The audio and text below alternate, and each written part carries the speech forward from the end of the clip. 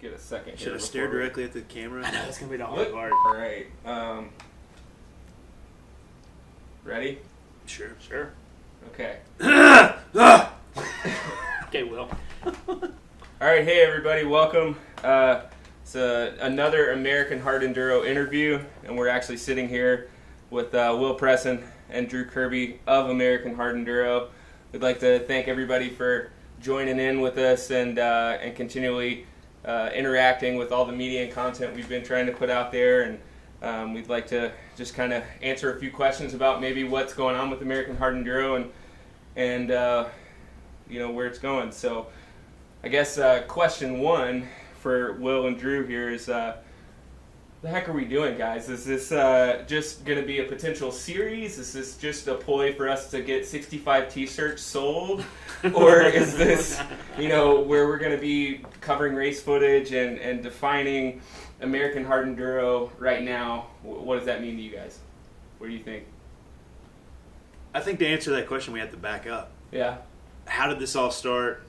Why did we have this to begin with? And this was kind of derived from there's no real content provider for hard enduro in the U.S. So I was online. I was looking at Enduro 21 and Hard Enduro World and all this, all these great sites, but there was no information about U.S. races. So I thought we found a clever name. It was available, so we ran with it. Well, let's say you found a clever name. This is all Will's baby, and he's bringing Blake and I along with him. But no, I just got a notification on Facebook. You're an admin on American Hard Enduro, and so he didn't tell me about it, and so we kind of went from there, and it's been pretty cool what's going on the so other far. admin guys, they were like, no, we don't want notifications. They're like, we're out. Yeah. So, Luckily, we found Blake, whose voice you're hearing. He's asking us questions. So this was kind of his idea. Let's see what happens. But the first thing that I did was I looked at hard enduro results in the U.S., and I was kind of being selfish. I was trying to find races that I did well in personally. And I was trying to kind of load it, so to speak, so that I would finish higher in this magical fictional, thanks Sid Lambert, series. Sid Lambert named it. Right. So this was in 2016. Right. Because I'd made the top 25 at TKO. I'd done decently well at Battle of the Goats. Right. A couple races. And so I loaded it all into an Excel spreadsheet. I'm an engineer. I like numbers. Yep. So data, stats. Right. So I did this just kind of as my own personal curiosity, but I sent it to Brian Pierce at Seat Time, and I was like, Brian, what do you think? And he was like, dude, you're onto something. Right. And I was like, well, really? I don't know. So I don't even know if I sent it to Drew. No, I never sent it to me. It's the first time hearing about it, actually. Yeah. Because this was 2 years ago. This was 2 years. This was in 16. Yeah. Right. And so I just kind of stuck it on the back burner. And then once we started the Facebook page in 17, that's when you compiled the 2017 fictional. Yeah, I did it again with the 2017 races. Quinn Winslow won it. Right. We put it on American Hard Enduro. We had like 20 followers at first. It was just friends that I invited. Right. And then next thing you know, Diane Winslow sends me a message. She's like, hey, interview Quinn for the fictional Hard Enduro champion. So that was our first interview. Yep. I didn't know what I was doing. Right. So I just sent him a list of questions. Yeah, exactly. And he wrote it back. Right. And we put it on there, and and I got a lot of response. Right, I got some response. So initially starting it off as like a fantasy football, but for hard enduro, and that's the only thought that you guys maybe had going into it. But now, from the outside, people that don't really know what the backstory is on that, they look at this as almost like as a real thing. Why doesn't this exist?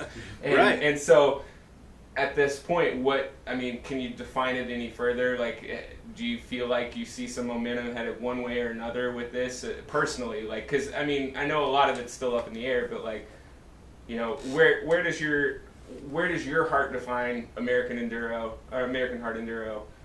For yourself, other than just trying to compile and bring a community together. Is there anything else that you really want to see happen with American Hard Enduro? Like, back to the first question, and then we backed up, is we don't know what we want to do. At first it was, are we going to do product reviews? Are we going to try to get product? We just don't know what to do. And then we've had so much positive response from our coverage. And it started at the Rev Limiter when, unfortunately, Will didn't make it to Sunday. And so he just ran around doing chase camera. Right. And thanks, Mark Cook and Mark Weeks for the idea. They were like, dude, go do chase. Yeah. You're here. You drove 18 hours through a snowstorm. Yeah. So the response we had from that was great. And so that kind of led us into thinking, all right, maybe covering some races. And then there's a lot of races that we don't even know about.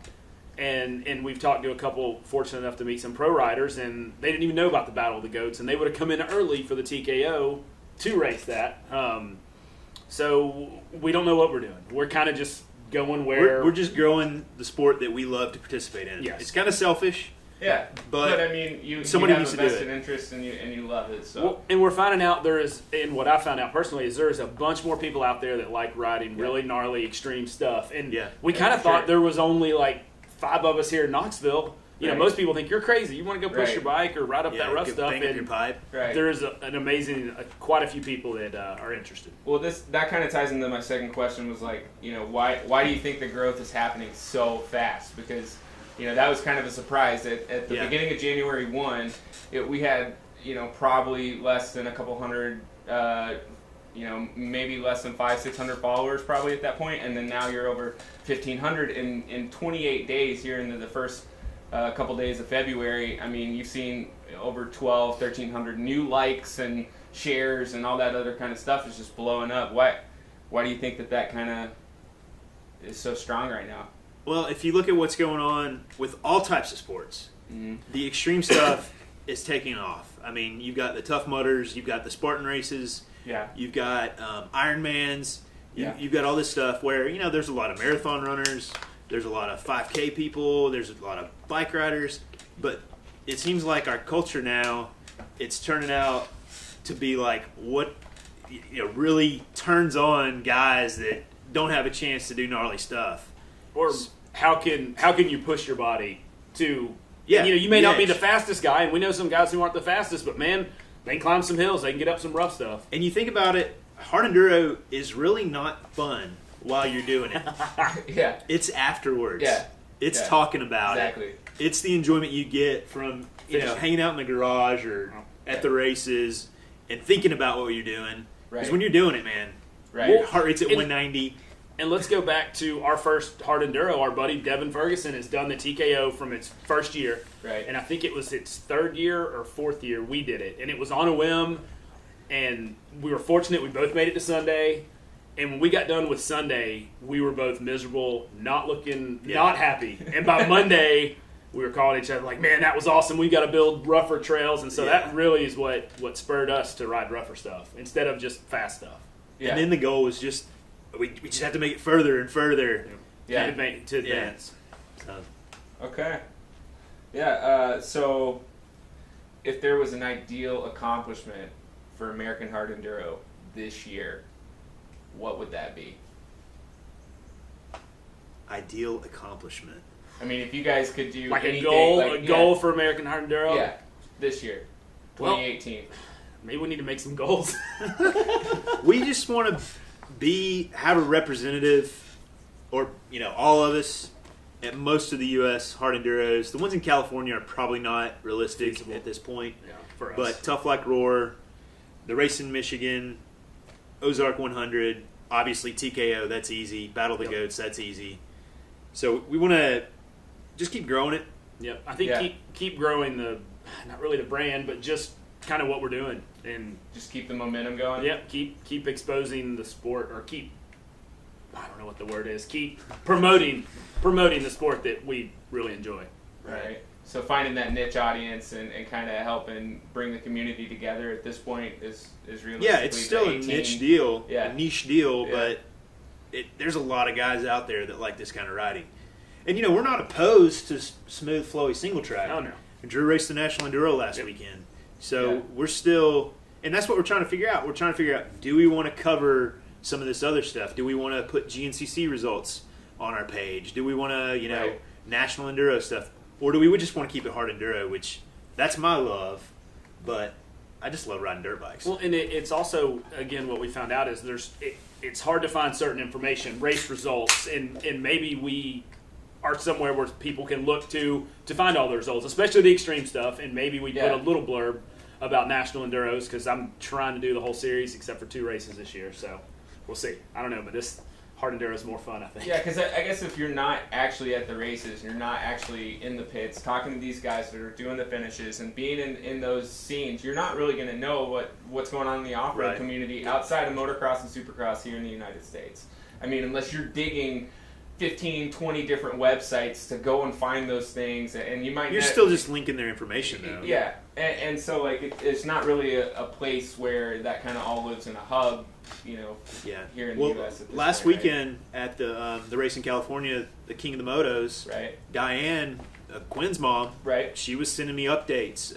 You know, the cell phone coverage wasn't very good, but she was sending me pictures, and so I got to link some of that, so that's very cool. You know, we're starting to branch out, know a lot of people, getting some help. Like Mitch Carvolth, he sent us a picture or two. Yep. So, well, and it's been amazing how nice everyone has been. Yeah. I mean, Quinn and Nick Farringer and Mitch and Cody Webb has actually been pretty responsive to some of the stuff we've done. So, everyone, it seems like in the hard enduro community, is very open and very nice and giving with their time. All right.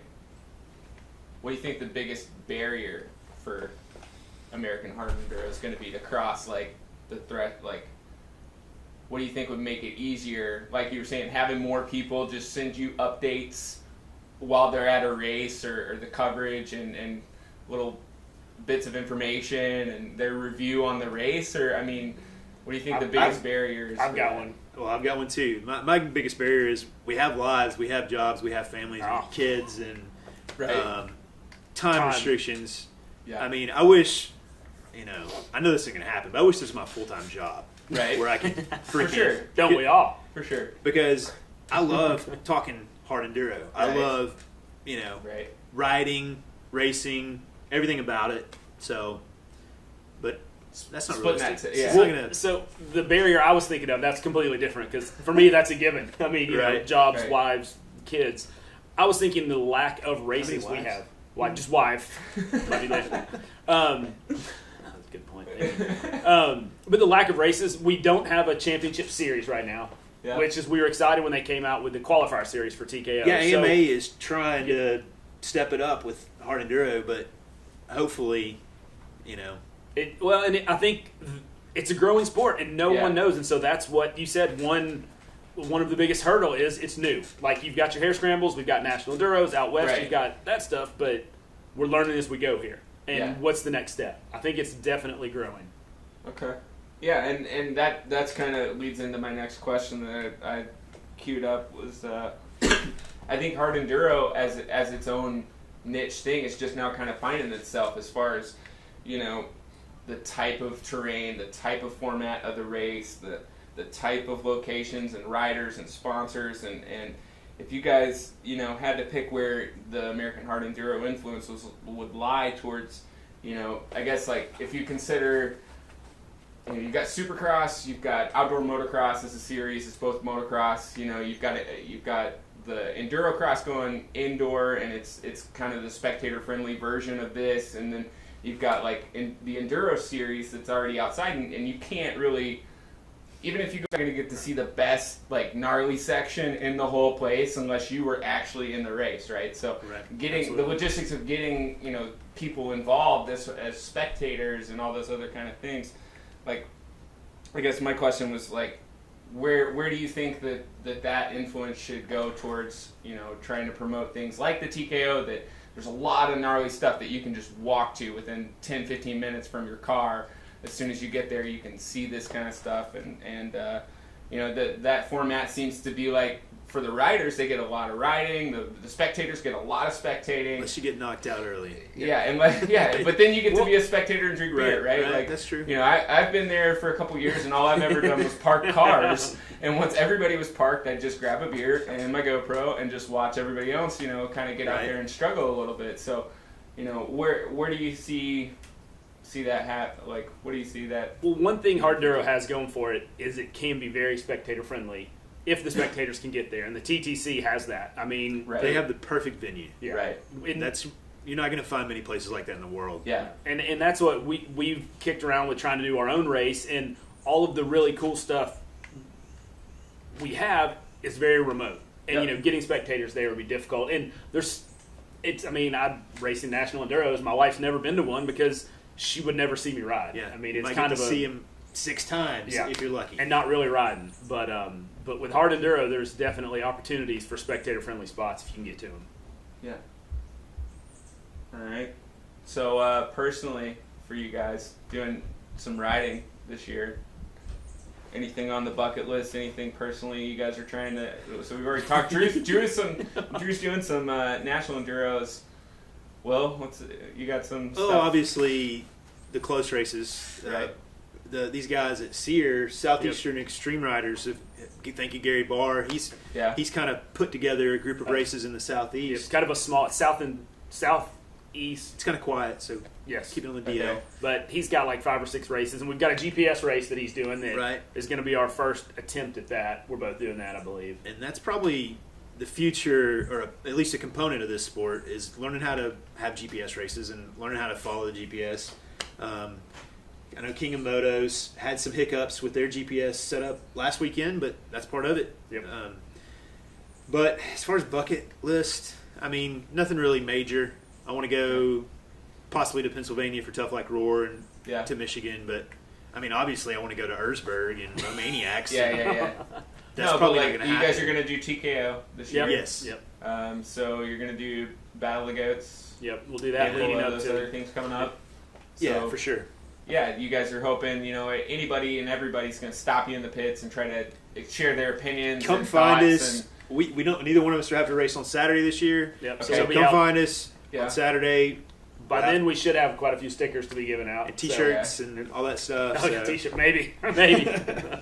So, yeah, basically, I guess at this point, it's just trying to keep an ear to the ground with all the other riders and people involved that kind of want to share their opinions and where they might see all we this love getting and messages from people that, you know, even if they're just giving us a pat on the back, that feels great. Yeah. Well, and we've had a great response just from Facebook Messenger. I mean, people are just very happy with what we're doing. It's been everyone. Thank you for your comments on that stuff. Yeah. All right. So yeah, I mean, if you guys get a chance, you know, go and like American Hard Enduro and share it and tell your friends to like it. Yeah, and tell your friends and invite everyone that you're friends with on Facebook to like the page and send Will and Drew a message, even if it's, you know, just, hey, keep it up or whatever. And really, the one major criticism I got was on that Rev Limiter video that I did. And the guy was like, it was great other than the stale narrator. Right. I mean, and stale voiceover. Stale voiceover. And at first I was like, man, what a dick. And I said something to my wife, and she was like, yeah, you were pretty stale. Yeah. So I was like, oh. So I'm trying to... We're learning. Yeah. It was the first time you'd ever done it. Right. Exactly. So a little more race enthusiasm at the camera when you're... We're not trying to be Zach Attack. Oh, let's go Zach Attack. Although, you know... He's entertaining. No, it is. I mean, there's... You know, you have to imagine he's hyped up when he's doing that edit. Like, he's just ready to be riding. His videos are fun. Yeah, no, I enjoy all that kind of content, you know. But there's a level here that probably fits you guys a little more, and I didn't think it was stale, but then again, I mean, it was like I'm probably a little more biased about the whole thing. So, for the one stale comment, Will had several positive responses, even some people saying dozens. Yeah, I mean, this is very good. You didn't sound. I mean, I'm probably a little country, so you didn't sound too. Yeah, exactly. Will's very well spoken. Let's just go there. Yeah, he's worked on his non-regional diction for a little while. Wow. So, yeah. Look at you with the fancy. Yeah. All right. I've been told you're not from around here. Yeah, like, probably. No, actually I am. All right. Well, anything else you guys want to add? Tell the people. Well, I don't know if we want to say this, but we're